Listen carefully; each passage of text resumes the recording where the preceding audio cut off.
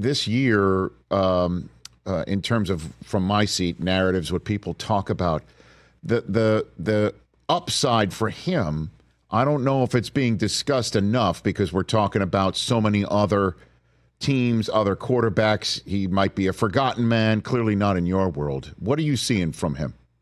I'll tell you what, I love him to death. I love everything about him. I love the way he carries himself. I love the way he prepares for practice. I mean, we got a sample size last year with 4 games, but going through his rehab process, what he did to get back for OTAs and training camp and attacking it the right way. I mean, the sky's the limit for him. And like I said, I love everything about him, the playmaking ability that he's going to bring to this football team.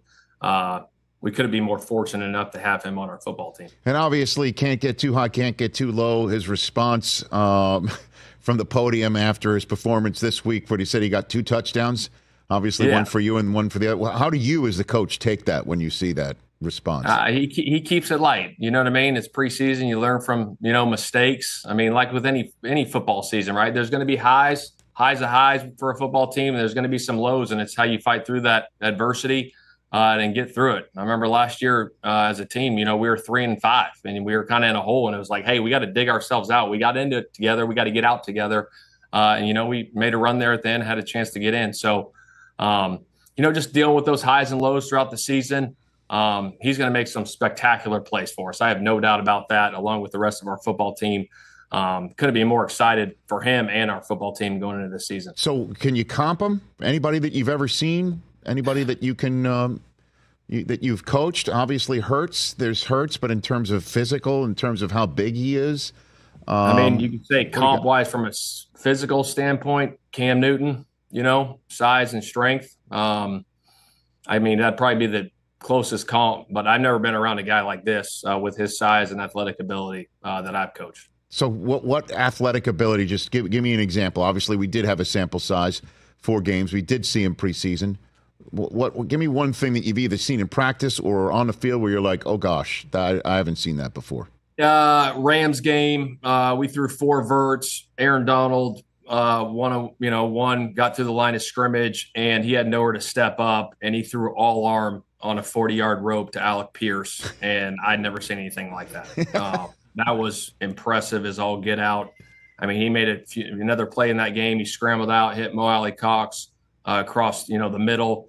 But even for a young player, rookie, down 23-0, and to lead a comeback right there to have a chance to win it in the second half, that just shows me like there's a lot of ability there for him in his future. And so what was it like for you, Coach, to see Jonathan Taylor and Anthony Richardson at the same mesh point after you've been waiting for it for so long? What about that for you? It fires me up, I'll tell you that. 2 really explosive guys in the backfield that can do it all. And to have both those guys in there with a quarterback run game, obviously Anthony's a big-time runner, Jonathan's a big-time runner, and it starts with our offensive line. Our offensive line, getting all those guys back. Those 5 guys played their tails off last year, and that continuity and Chris signing all the guys back that we got, I think that's going to pay dividends for us going into this season for sure. And listen, I don't want you to show me the whole playbook. You won't. But that said, I know you had a great soundbite earlier this summer about the concept of continuing to run Anthony Richardson, and you're not going to curtail that based on what we saw last year?